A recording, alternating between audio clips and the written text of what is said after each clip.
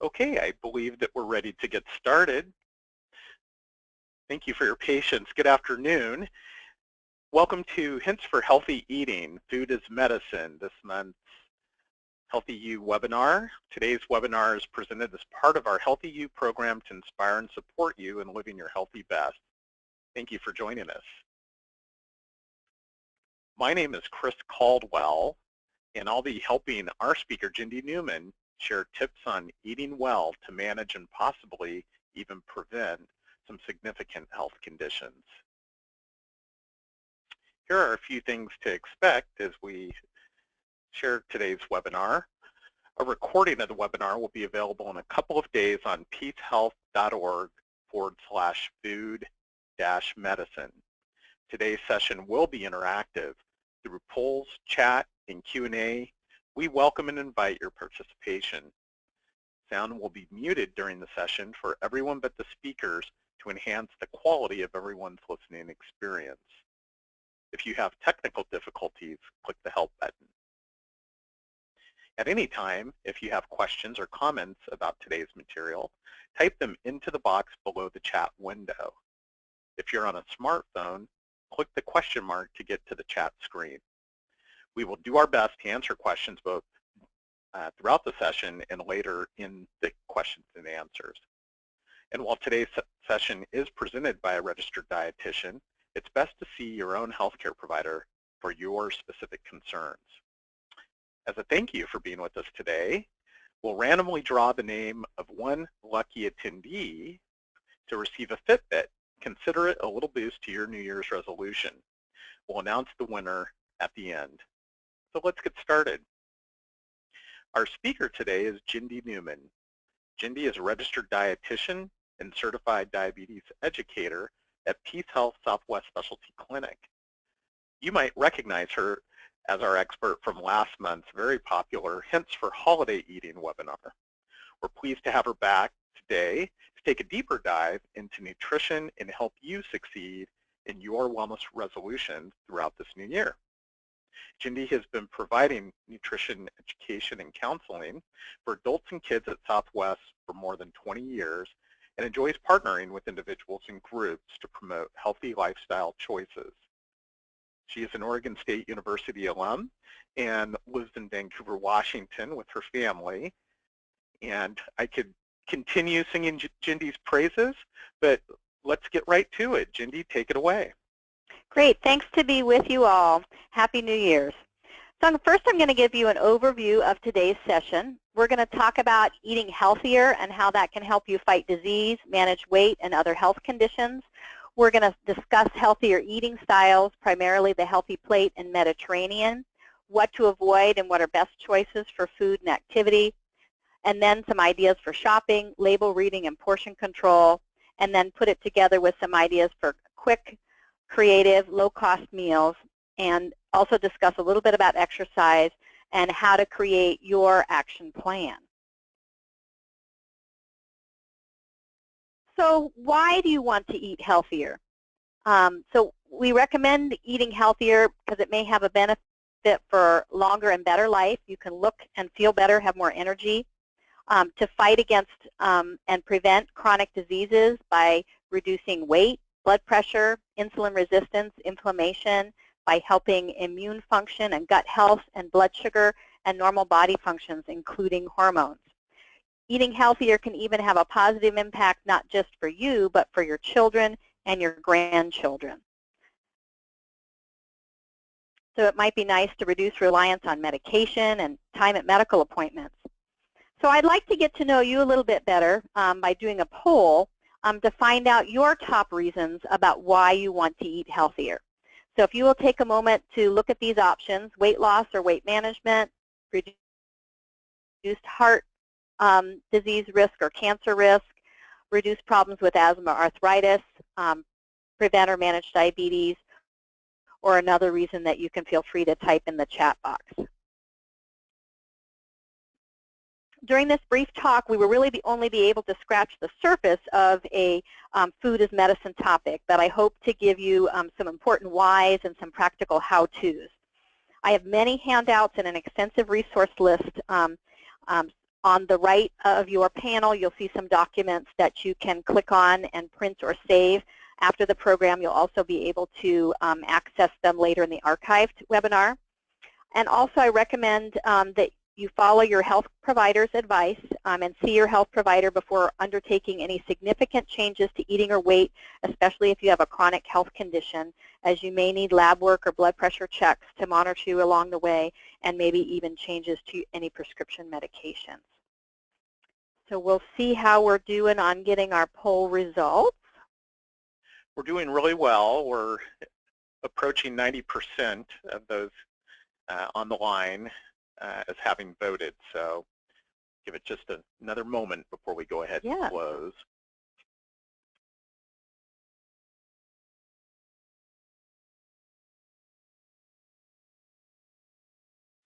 All right, we've reached that 90% threshold, and the overwhelming favorite is weight loss and weight management. Okay, so that's our top choice today. Okay, so let's start taking a look at healthy eating styles.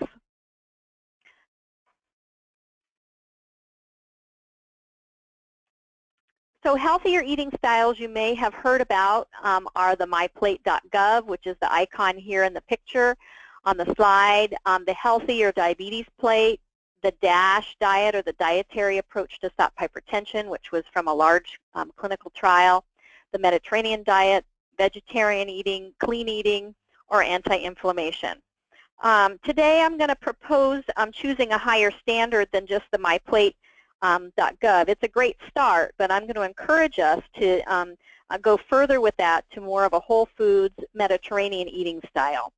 Both the Mediterranean eating and the DASH diet are overall disease prevention eating styles that are really food as medicine eating styles. So by adopting a healthier eating style, you can make it a difference in your health and the health of those around you. So let's take a closer look at the Mediterranean. Don't feel like you have to read the fine print for this one.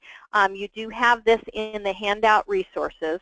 But the Mediterranean diet basics are a foundation of healthy plant foods, including whole grains, fruits, vegetables, beans, herbs, healthy fats, like those found in olive oil, and then including fish and seafood many times a week, including some yogurt, cheese, poultry, and eggs, and then keeping meat and sweets as sometime foods. And the Mediterranean diet can include some wine if you drink, but especially includes water. So the reason we're proposing the Mediterranean diet as a foundation is it's the most evidence-based eating style. It's very well researched with more than 60 years of research and many good studies. And also it's a doable or sustainable eating style as shown by generations who have been eating this way. So how does the Mediterranean eating style help health? It can help you achieve weight loss and management goals, reduce risk and manage heart disease and high blood pressure, reduce certain cancers and chronic diseases, ward off Parkinson's disease and Alzheimer's, reduce asthma or rheumatoid arthritis, protect from diabetes, prevent depression, and even nurture healthier babies. In these ways, you can see how a whole foods Mediterranean diet is that overall disease prevention and management eating style. So let me show you a little bit more of the evidence. So some Mediterranean diet studies include the Lionheart diet study that showed reduced future cardiac events by 72% with 56% fewer deaths. It showed 61% fewer cancers over 4 years. The Predimed heart study reduced first heart attack risk by 30% and stroke by 40%. It also reduced risk for diabetes by 51%. These results are often better than the results of medications without the cost or potential side effect. A few more studies showed improved blood sugar control in patients with type 2 diabetes, even better than a low-fat diet or American Diabetes Association diet, a vegetarian diet, or a vegan diet. Not that these are bad, they are healthful, but the Mediterranean may be even better. It also showed reducing risk of cancer, dementia, and total mortality by following a Mediterranean eating style. There's even a more extensive list of studies that can be found in the book and website Good Food, Great Medicine by Dr. Miles Hassel out of Portland, Oregon, and that's listed in your resources today. So some other studies show benefits of even just shifts towards healthier eating. So these weren't specific to the Mediterranean diet, but showing how shifts towards healthier eating can make a difference in health. So there's a 4% reduction for each additional serving of fruit and vegetable consumed. There can be a 24% reduction in cardiovascular disease risk from 3 servings per week of salmon. And there can be a 30% reduction in that cardiovascular disease risk with 1.5 ounces of walnuts per day. So another interesting concept is we know we are what we eat, but did we realize that our kids and grandkids are also? So there's a concept called the transgenerational impact of nutrition. And what that shows is the grandmother's level of nutrition can impact the DNA of her offspring, and that can then affect the DNA of their offspring. So nutrition can be triggers that turn on or off genes.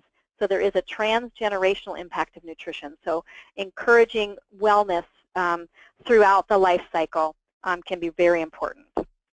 So let's, I'd like to get a closer look at what are some of your biggest barriers to making healthier eating choices. Is it you don't have time to cook and processed foods are just easy? Or you don't like the taste of healthy foods, you're a picky eater? The cost of healthy food you feel is too high, or someone else cooks and you don't have a choice, or you just like junk food. So if you'll take a moment to enter your biggest barrier. And I'd like for you to be thinking about barriers or reframing the thought of barriers to healthy eating as just challenges, because challenges can be overcome if you have some desire and some planning. And we're resourceful creatures, and if you have a true will, you can find a way. It might need some support, but we can usually find a way. So thank you for sharing what your challenges are, and hopefully we can help you with some of those today. So we'll see how we're doing on our poll. We're closing in on our magic number of 90% participation, and the emerging favorite is one that definitely speaks to me, and that is no time to cook, closely followed by healthy foods cost too much. Okay, helpful to know. Thank you all for sharing that. Okay. So yeah, time to cook can be challenging, and sometimes that cost can be a barrier, as well as other things that some of you picked. So thank you for sharing. So we need to think about working towards that nutrient-rich whole foods diet. And I want you to think about our bodies need nutrients. We don't just need calories, protein, fiber, fluids, some of these individual things. But we need to make room for more nutrient-rich foods by reducing or avoiding some of the processed foods. And hopefully we can help you find some ways to fit those in. I have some fun quotes to share with you. Some of you may have read some of Michael Pollan's work. He's an author, journalist, and advocate that does a lot of writing about food. And 2 of my favorite quotes from his little book called Food Rules are, don't eat anything your great-grandmother wouldn't recognize as food. An example of that might be red dye number 40. Avoid food products containing ingredients that no ordinary human would keep in the pantry. An example of something like that might be dose stabilizers or sodium benzoate. This is a fun little book of 64 suggestions and can keep you thinking about eating a less processed diet.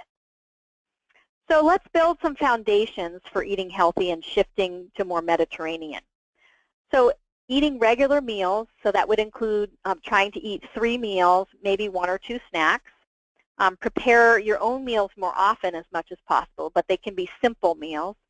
Eat with others whenever possible. Research shows that we tend to eat better when we eat together.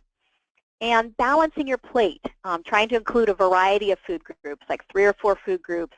Include a healthy protein source, a good fat, and some intact or natural fiber at each meal. So not necessarily added ingredient. Yes, Chris? So before we move over into the next slide, the healthy eating plate, there are a couple of food-specific questions that have come in that I think would be good to address at this stage. So Sure. David asked, what if you can't stand the taste or smell of fish or seafood? So if you can't stand fish or seafood, you might look for things like walnuts or ground flax or chia seeds, other good sources of omega-3 fatty acids. Or you can get eggs that the chickens have been eating a high amount of greens, so more free-range eggs are going to have a higher ratio of omega-3 or healthy fats. We'll be talking a little bit later about how to acclimate your taste buds. So there might be some seafood that you might be able to acclimate to if it's in things. But try some of the plant-based omega-3 sources. And you might have answered this question, but Dave asks about one of the earlier studies that mentioned walnuts, and he wants to know, what about other nuts that might be a good recommendation? Sure. There are other nuts, but the reason walnuts were mentioned in this study is they're a nut with the highest omega-3 content via alpha-linolenic acid. So lots of other nuts, almonds, even sunflower seeds, have some good fats. They're just not quite as high in the omega-3s that specifically have more cardiovascular disease benefits. So I'm sure you can pull up from online if you do a search for omega-3 content in nuts and get a chart. Excellent. Well, thanks, Jendy, and feel free to proceed with the eating plate. Okay, but great questions. I love questions. So here I have a healthy eating plate from Harvard Medical School that's a little bit healthier version from the myplate.gov, and then I've added to it off to the side how you can use your hand as a portion control guide. So we're going to talk through this for a moment. So if you think of putting your hands together in front of you like opening a book and holding them together and creating like a pretend plate. Your hands are as big probably as the plate you should be using, so usually no bigger than about a 9-inch plate, but if you're a lot larger, taller person, your plate would be a little bit bigger. And then if we go around the plate, we can see how we could fill that also using our hands. So you'll notice half of this plate is produce, so vegetables and fruit, with a little bit more than a quarter from the vegetables. So think about having 1 or 2 fistfuls, non-starchy vegetables preferably, and then for fruit maybe a half to 1 fist, or you maybe have a whole half a plate of those vegetables and you save the fruit for a snack. For the other half of the plate, we're going to have some whole grain and healthy protein, and for the whole grain you might choose either grain or starchy vegetables, and the portion size would be no bigger than either a half or a whole fist, depending on your calorie needs or if you're having to watch carbohydrates due to prediabetes or diabetes. And then for healthy proteins, choosing a source of protein up to the size of the palm of your own hand. This can be vegetarian protein like beans or nuts or cheese as well. And then including a small amount of healthy oils, no bigger than your thumb, and then including water or a healthy beverage. So let's start with talking more about eating the vegetables and fruit as a foundation. So if we think about them as power foods because they really help us fight disease. And I want you to think about that they do more than just crowding out less healthy, high calorie density foods. They really add value to your nutritional intake. We get some of that value by having a variety of fruits and vegetables throughout the day or the week. So thinking about a rainbow of colors throughout the week give us different nutrients. But let me show you some more of the evidence specifically about including fruits and vegetables. And you may want to take a look at your action plan resource in the handouts as well, because you'll have all these lists of what to eat and do and what to eat less of or do less of. So you can look at that on the handouts. So maybe you're just not a veggie person and you're like, can't I just take a vitamin instead? But no, I'm proposing that we really can't just give isolated nutrients. So we're going to take a closer look at some of the smoker lung cancer studies from the early 90s that took a look at beta-carotene, either with or without retinol palmitate supplementation. And it was found when they gave the supplemental form of these nutrients, it was detrimental and increased cancer and heart disease risk. So this was the CARET, C-A-R-E-T study, and they actually ended this study early because you'll see the active treatment group actually had a higher incidence of cancer. So if you want more information on specific nutrients, the Office of Dietary Supplements has some fact sheets that you can look at, and there's a summary of this CARET study in there as well. That I hadn't thought to specifically put in your resource list. So what if we just eat the carrots? So the thing about carrots or other foods that are colorful and high in beta-carotene, they're a safer option because they're not just the beta-carotene. They have a host of nutrients, including a whole family of the carotenoids, the beta, alpha, gamma, even has lutein, lycopene, zeaxanthin, xanthophyll, and falcarinol, some of these that are even very difficult to say. And even as little as 1 carrot per day, they're saying can cut the risk of lung cancer by 50%. And also decreases cardiovascular disease risk. So the reason we need whole plant foods is it's kind of a synergistic benefit. You've got these nutrients, plus you have things like the fiber that can help you feel full, lower the glycemic index of the meal or snack. The fiber binds to toxins and cholesterol. And also quite important is fiber, natural fiber is going to feed your good bacteria in your intestinal tract and keep it healthy and assist your immune system. These phytonutrients are things like antioxidants that can increase detoxification, assist hormone activity, and lots more that is still being figured out. But let me show you a little bit more about this and how whole plant foods can help you fight oxidation. So Jendy, So, there's yes. some good technical content here that's spurring some questions. Debbie asks, can we eat more greens to get more omega-3s? So as far as omega-3s, you're going to get some precursors, but you're not going to get a real high quantity. So chickens that are eating plant foods are going to develop a little bit more omega-3s, and the same thing with fish is eating either other little fish or kelp and algae and seaweed, that kind of thing. So they're creating that. So we're not going to get large quantities from eating greens ourselves, but greens are going to give us other good nutrients. Excellent. Thank you, Jendy. And we'll move forward.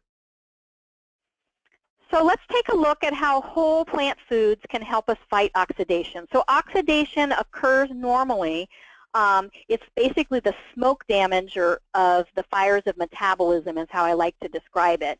And it's when oxidation goes unchecked by healthy nutrients that it becomes a problem. So if we have excess oxidation, we get more damage to DNA, which can contribute to cancer, damage to fats and membranes that makes heart disease and dementia more common, and damage to structural components that could impact incidence of arthritis. So we want to neutralize these free radicals. So an example of how antioxidants can work together in groups. So you remember we talked about the beta-carotene with the smokers and the lung cancer study. So we have an example bucket brigade here trying to put out the fire. And the beta-carotene is right close to the house waiting for the buckets of water to get to them. But in order for the buckets to get there, the other antioxidants have to help carry the buckets. And they're these different things like vitamin C, coenzyme Q10, vitamin E, glutathione, but there's also some of them that don't even have names. So if we're only giving individual nutrients, beta-carotene's not going to get all the help to protect the cells from oxidation by accepting those free radicals. An example from the carrot earlier, I mentioned that component called falcarinol.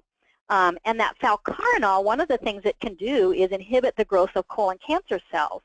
But in order for that falcarinol to be protected so it can work, the carotenoids are there and helping protect the falcarinol, so they work together. So it's an example of that synergistic effect. So what if we really don't like veggies? That can be a challenge. I've worked with quite a few people who have some taste preference issues, whether they are texture issues or if they're super tasters and stronger foods really are a challenge. But let me show you something about how if we keep trying and don't give up, you can learn to like some things. These graphs, the first one shows in pediatric studies where they had a child who liked it well the first time, so the upper line, but then they had the lower line with the triangles that shows they didn't like it very much at the beginning, and they ate a smaller quantity, but the adult or the parent kept giving it every day and you help them explore that food, and by the end of 8 days, that child or those children liked it just as well as the kids who liked it to start out. So exposure can help you learn to like things even better. So don't give up. I often call it taste bud training or being a food explorer, and it works with kids as well as adults, trying a bite per day for at least 10 to 14 days in a row, so your body has a chance, and your mouth and your smell has a chance to get used to it.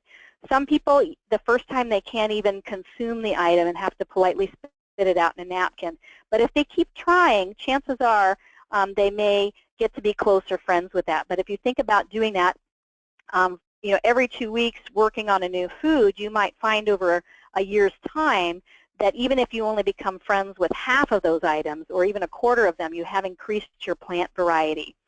So increase your exposure in a fun and non-judgmental way and keep trying. I discovered even just yesterday that there's a new program out that you can view online called the Picky Eater Project, and they have some little videos there for families, and there's a book too that just came out this month. So I'm looking forward to taking a look at the Picky Eater Project. So how much fruits and vegetables do we need? So the minimum is typically 5 servings of fruits and vegetables per day, but we're proposing, if you've at least gotten to the 5, challenging yourself to increase that to 7 to 9 servings per day, as in the DASH diet studies for hypertension, where they showed that getting that and some of the other healthy nutrients lowered blood pressure as much as 1 dose of prescription medication. So for adults, that could be consuming 3.5 to 6.5 cups, and for toddlers, it would be 2 to 3 cups. School-age kids, 2.5 to 5.5 cups, and teenagers, 4 to 6.5 cups per day.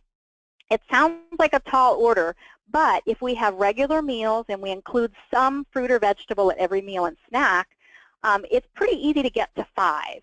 And then if we're trying to ramp it up closer to 7, if we think about increasing the amount at lunch and dinner, so half a plate, or if you have a bowl of soup, adding extra vegetables to that or on the side. Ideally, if you're trying to watch weight or manage blood sugar or carbohydrate intake, we would do more vegetables than fruit. And as far as fruit goes, whole fruit is going to be better than fruit juice, because fruit juice is a more processed item that's going to be released more quickly. Jendy, another excellent question while we're on the topic of fruits and veggies. Debbie asked, should vegetables and fruit be eaten together? She has heard that we are not supposed to eat them together. So they are fine to eat together. They don't have to be eaten together, but it is good to include them together. Especially if you're a vegetarian, a more strict vegetarian, there may be some benefit to that. in that if you have a vegetable that maybe has a little bit more iron in it, having it with a good source of vitamin C is helpful to absorb that plant-based iron. So there are some situations where that's beneficial, but it's not always a have to. But thinking of having fruit as the sweet part of your meal or a sweet finish is often a great idea. Sounds good. Thank you, Jendy. So next we're going to take a look at another type of vegetable, beans and other legumes. We often think of them as proteins, but in the healthy eating plan we're kind of putting them separate by themselves because they're a great fiber resource and they are a source of complex carbohydrates. So we encourage including some type of beans daily or at least 3 times per week. All kinds can be good, whether they're home cooked. If they're canned, I would drain and rinse them to lower the salt as well as the starchy part that can be gassier. There's even frozen pre-cooked beans like baby limas or the frozen soy or edamame beans. You can add beans to salads and soups. You can also use them as a spread or healthy dip like hummus. So they're easy to fit in, but if you have trouble tolerating beans, you might increase them gradually, do the draining and rinsing. If you're cooking them yourself, pre-soak them and change the water. Some cultures also add a type of seaweed called wakame in cooking that naturally decreases the amount of gas. But we can also buy a Beano, which is an enzyme supplement replacement that's just fine to be using. So let's take a look at whole grains. So what we do want you to eat minimally processed whole grains. There's been a lot of low-carb diets, so we don't want people to eliminate whole grains entirely. They certainly may need to control the serving size, but don't eliminate them because they are nutrient-rich. They can be filling, and they are good sources of fiber, especially when they're in natural form. So natural form is when you can still see the grain. So that would be, for example, you can see the brown rice, you can see the barley, the quinoa grain, millet, or the old-fashioned oats, versus when it's been ground up and processed.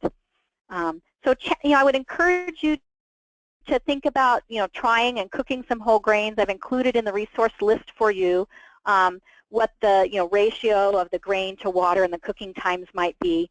But think about when you do the whole grain, you're going to get the whole thing, not just that white endosperm portion. You're going to get the germ that has some of the healthy fats and vitamins, as well as the bran layer that also has some healthy nutrients and fiber.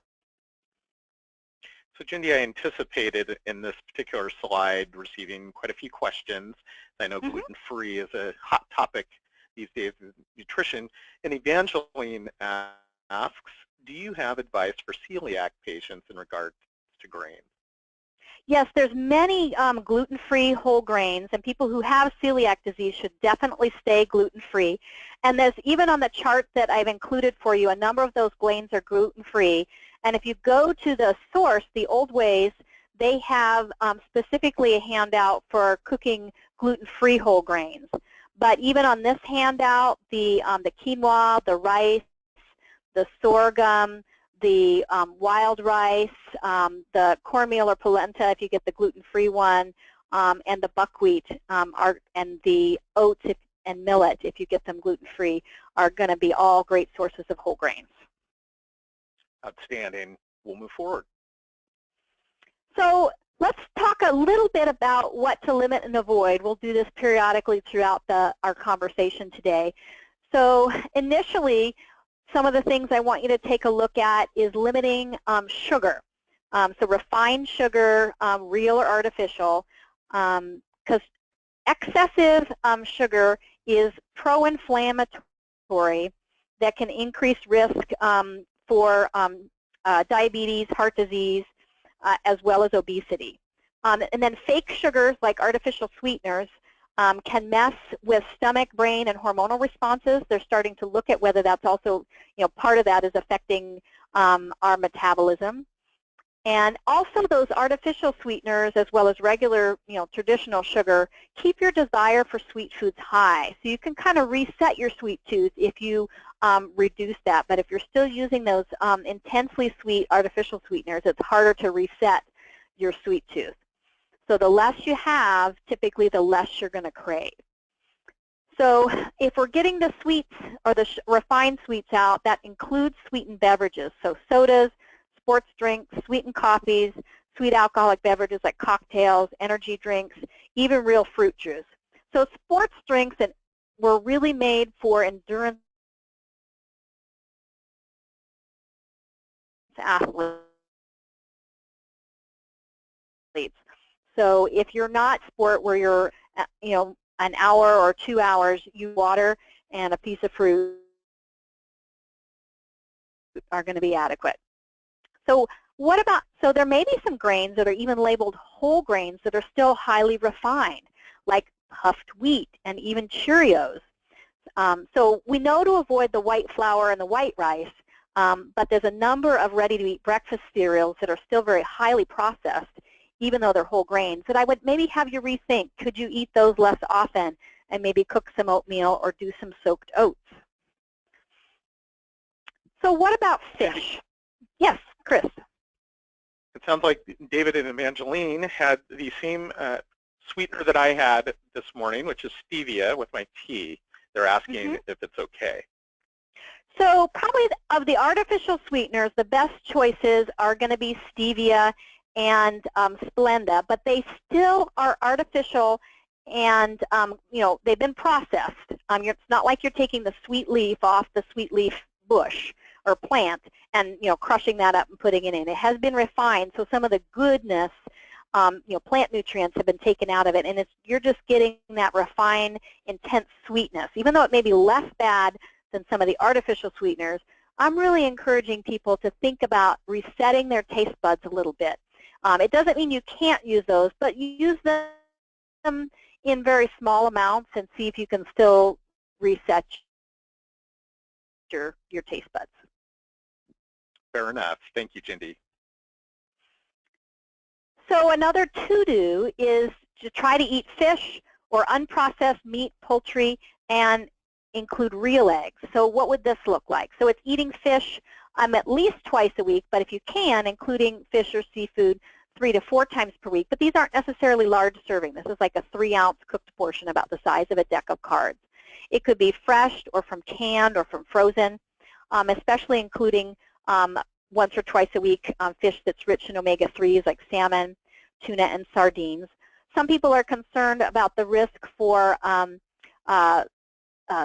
seafood with pregnant women or young children. I have included in the resource handouts a link for a new handout that shows how to do that safely in the proper amounts. So for other proteins, the suggestion is to choose unprocessed beef, lamb, pork, and wild game in small helpings. So here we're not talking fish sticks. We're not talking processed deli meat or bacon, things that have been preservatives and a lot of things added to them. So we're talking, plain kinds of things. Eggs now are not seen with the same light as they were with the really low fat diet recommendations that came out in the 70s, 80s. So eggs are fine, and they can be whole eggs. If you can, free range is going to be better because, again, those chickens are eating more whole food diet themselves, so you're going to get more of that nutrients.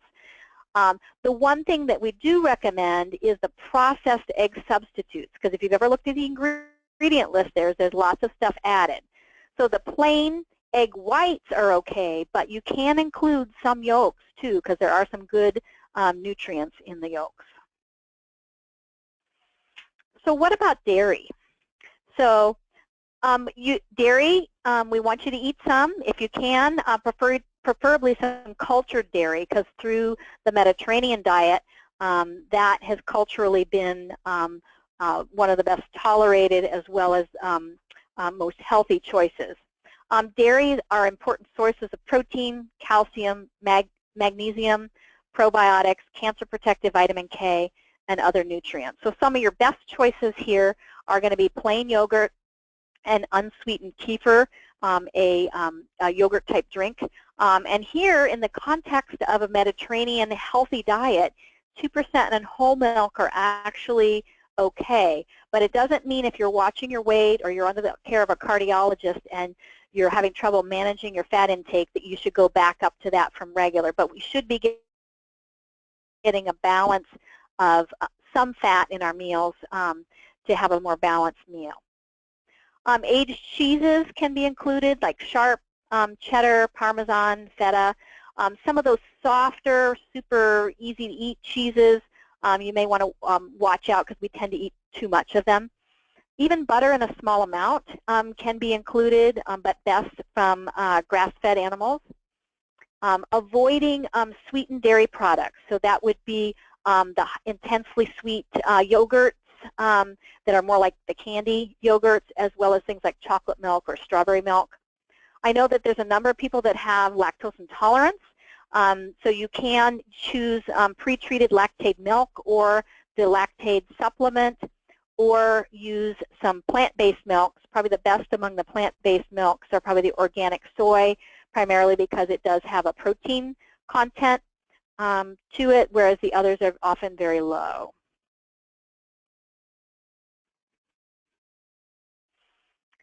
So let's take a look at fats. So we want you to eat some good fat. So we're not talking too low-fat diet at each meal or snack. We need some fat for healthy skin, hair, our brains, and to feel full. Plus, we know fat makes food taste better, so it may be a more sustainable eating style. Our best choices for these good fats are extra virgin olive oil. So it's a minimally processed, cold-pressed oil, the fat from fish, the fat from raw nuts and seeds, olives and avocados. The second best choices are the regular olive oil or the light olive oil, that, and those are good if you don't want the flavor or you need a higher smoke point. Third best would be occasional virgin coconut oil or other liquid oils. So what to avoid, especially in the fats category? So in limiting and avoiding fats, we want to watch out especially for highly processed fats. So highly processed fats and oils, examples of those would be anything that has the word hydrogenated fat or hydrogenated in it. So any hydrogenated fat has been altered or processed, and we now know that they are not good for our health. So they're getting those out of our food system. Another name for them is trans fats. Another type of fat to avoid is highly refined, nutrient-depleted oils. So these are oils that may be pretty common, like safflower, corn, peanut, soy, and canola. But if you take a look, even though canola has a good and monounsaturated fats, its stuff has been taken out. So whereas olive oil, like extra virgin olive oil, still has active nutrients in it. Some other things to limit or avoid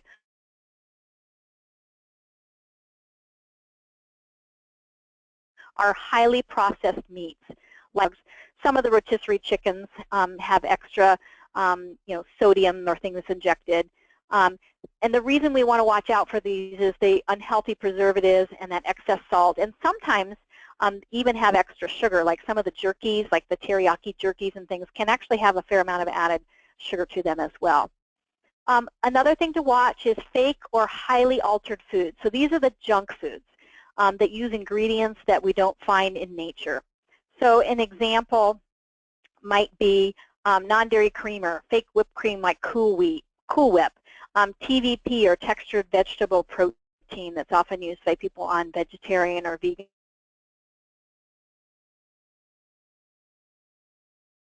diets. The artificial sweeteners we talked about, that's rot.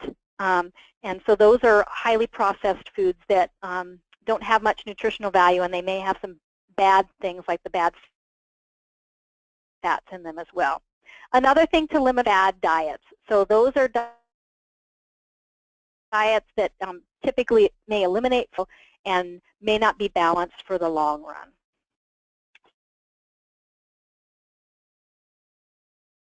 So how do we shop?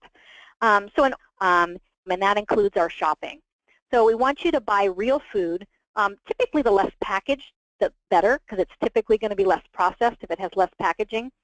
And a variety of whole foods. So those less packaged things may be things you might find especially around the perimeter of the store.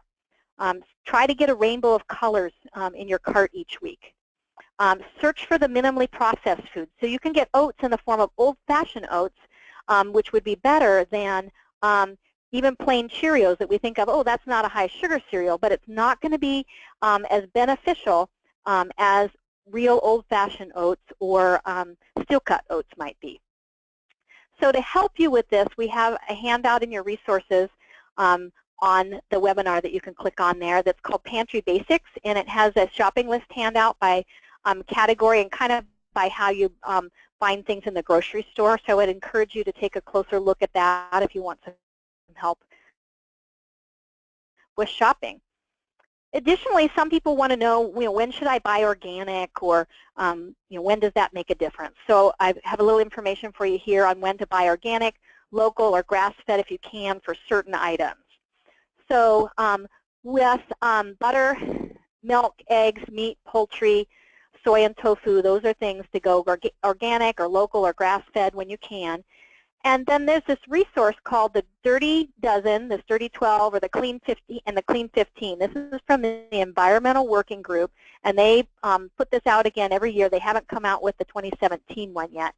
And it's the lists of produce, and they take a look at which ones have the most highest levels of pesticides. And so this is a great resource. So when I'm shopping, my family does like spinach and apples, and those are among some of the dirtier produce items. So those, and also when I buy celery, or grapes, I tend to buy those organic. I spend, a little extra money if I need to get those ones organic. But when it comes to things like onions or cabbage or avocados, I don't worry about, or cauliflower, I don't worry about getting those as organic because those ones, the conventionally grown ones we get here, generally have very low pesticide residues, so they're pretty clean. So about now, you may be wondering about that cost of healthy eating, because a number of you mentioned that that's one of the barriers. And I'd like to propose that really, if you take a closer look, it doesn't have to cost a lot more, but it might take a little bit of planning and a little bit of willingness to try things a little bit differently. And actually, the research has shown that often cost per day, it's not a significant increase. It can be sometimes pennies if you know how to shop. So you might just need some more information and some practice. So know how to use a knife, get comfortable with simple cooking and preparation techniques, and you may actually find that it may take less time to prep some of your own simple meals than it would actually to drive and go through the drive-thru and come back home. And so you can save money and time and improve your health at the same time. And I'd encourage you to take a look at the cost of processed food. One example from recently from website prices, a regular 8-ounce bag of Lay's potato chips was at $2.99, whereas an organic medium head of cauliflower that would make about 4 cups was $2.19. So you can get a lot of crunching from that organic cauliflower compared to that bag of potato chips that we know, we like but isn't so healthy for us. But we do need to be comfortable in washing and cutting up that head of cauliflower and maybe putting it in a clean bag with a paper towel to keep it in the fridge nicely for up to a week. So I've got several resources for you in the handouts on how to manage cost with groceries. And remember, the cost of not eating healthy is another thing to factor in. So what about label reading? Well, first off, I'd like to propose that the healthiest foods often don't even have labels. So if you're buying less processed foods, you don't even have to do as much label reading. So if you're frustrated with all this label reading and the time that you spend in the grocery store, try less processed foods, and you don't have to do as much label reading. But if you are reading labels, look for things with fewer ingredients, ingredients that a third grader can pronounce or your grandmother or great-grandmother would recognize. So to take a closer look at understanding packaged food labels, I do have a handout related to this in the slides for you as well. So things to look for is no trans fat on that nutrition facts list. But I still propose that you also need to look at the ingredient list at least for another year or so, because they can list 0 for the trans fat even if it has a ½ gram of trans per serving. So the only way you're going to know it has no hydrogenated foods is by looking at the ingredient list. Sodium is still something to kind of watch out for, especially if you have heart disease. The recommendation is for the general population, for adults, to be under 2,300 milligrams per day. And if you're under a doctor's care for hypertension or heart disease, you may need to limit it to 1,500 milligrams per day. But check with your healthcare provider to see what level they think would be most appropriate for you.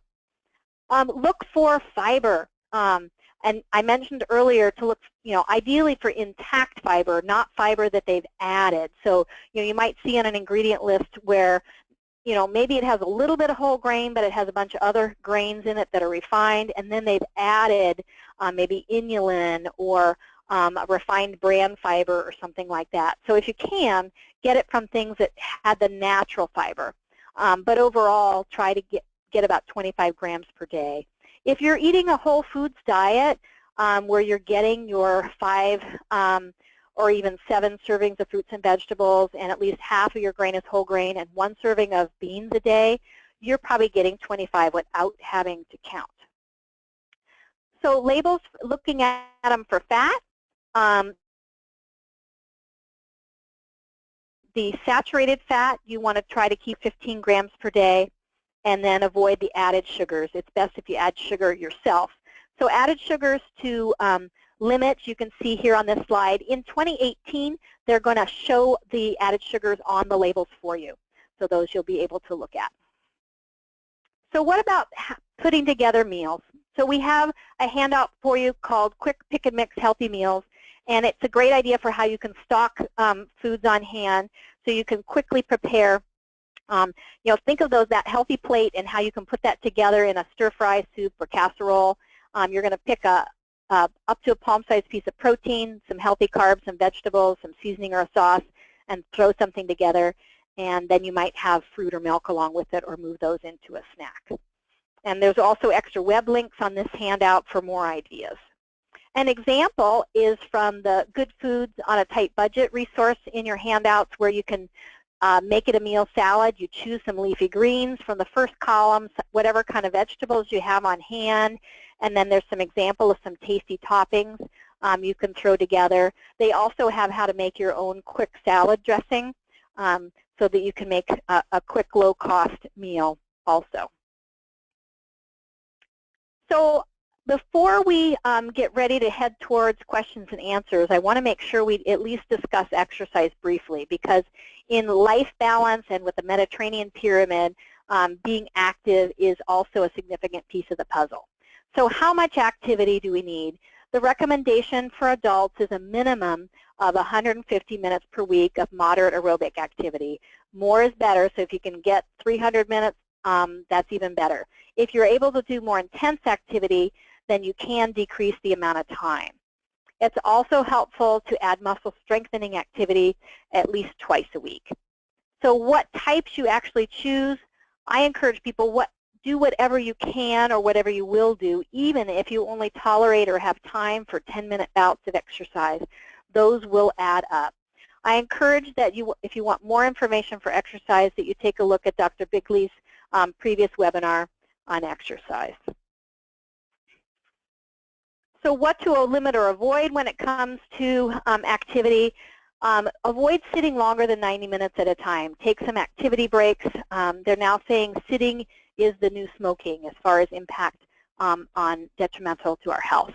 And avoid going more than one day without some type of significant physical activity.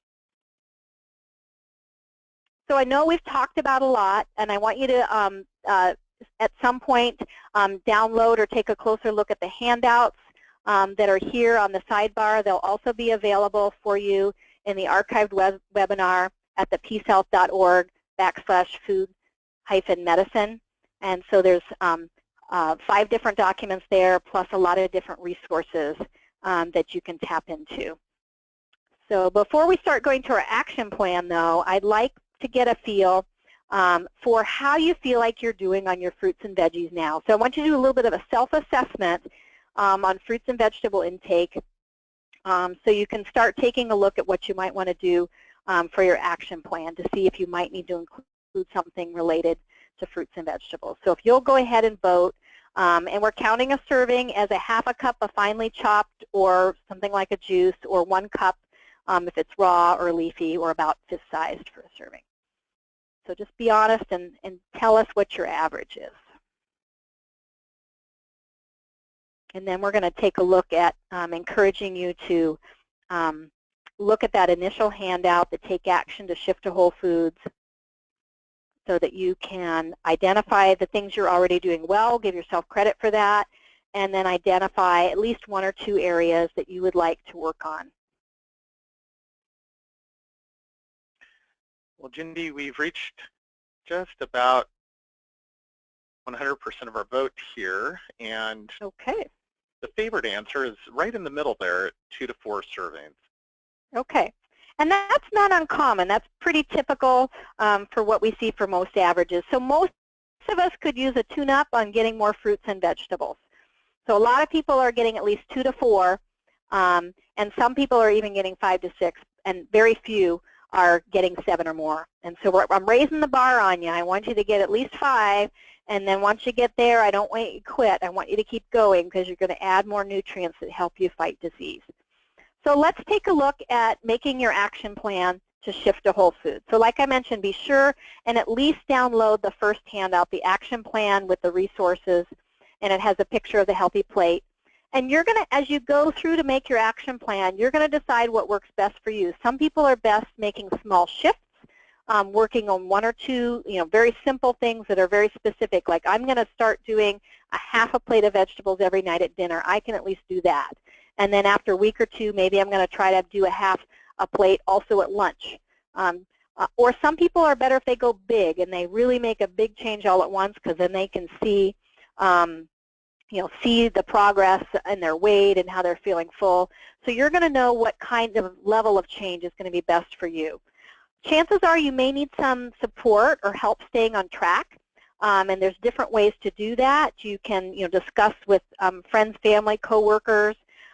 There's, in one of your resources, is a 12 Weeks to a Healthier You from the American Institute on Cancer Research, where you get a free online emails and recommendations every week for 12 weeks. So that could be a great thing to do either on your own or with your family or coworkers.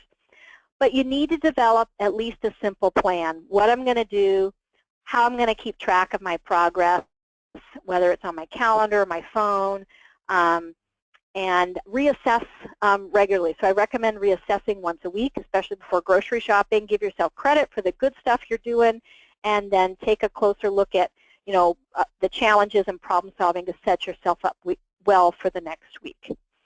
So that's all I have for you today. I know we talked about a lot, but I want you to just to pick 1 or 2 things to start on and maybe take a look at the resources over time. But we do have a little bit of time for questions, so I'll let Chris lead out with those. Absolutely, and we answered quite a few questions in progress during the presentation. We are right up on the hour, but we'll see if we can quickly tick off a couple of these. Sky asked, what veggies do you recommend for people who don't like vegetables? So if you don't like vegetables, the sweeter ones are the ones to start with. So things like carrots, sweet potatoes, peas, even those are a little starchy, those are something to work with. But I would also tuck them into things. So put them in a smoothie, put them in a soup, and blend them in with a little bit of fruit. So those can often be ways to tuck them in. But start with ones that are naturally a little bit sweeter. I wouldn't start with kale or arugula or radishes that are a little bit bolder flavors. Great. And Deb is inquiring about tofu versus tempeh as a protein source. What do you think? They're both good. If you're gluten-free, the tempeh is not a good choice because it typically has wheat in it. And so you know either one can be okay. If you're the main thing with tofu is if you're going to eat it frequently, I would probably choose an organic tofu because long term we probably want to limit the GMO, and there's a lot of soy in the United States that is GMO. So if it's organic, it won't be GMO. Great. Well, Jendy, we're right up on the hour, and thank you so much for just your tremendous amount of nutritional nuggets and wisdom. And I think we'll go ahead and kind of close out the Q&A and proceed to the Fitbit entry drawing. Great. However, thank you also for providing your email address so that folks whose questions we weren't able to answer can maybe reach out to you directly. Wonderful. It's been great to be with you all today, and I wish you good health in this new year of 2017. Outstanding, and we wish you the same. So as we wrap up, I want to announce our lucky winner of our Fitbit entry, and the name has been drawn, and it is Sarah McAvoy. So congratulations, Sarah. We will reach out to you via email so that we can send the prize to you. And we've definitely enjoyed spending this time today with you. We hope you've enjoyed it as well and have gotten a lot out of it.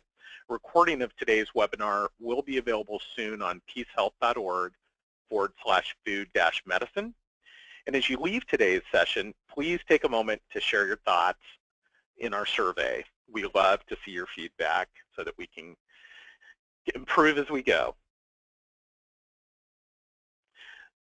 And I just want to personally thank you again for your time and interest in participation. We had more questions today than I fielded in a half a dozen of these webinars. And we just want to remind you that healthy is up to you, but PeaceHealth is here to help. So thank you so much, and we'll see you again next month.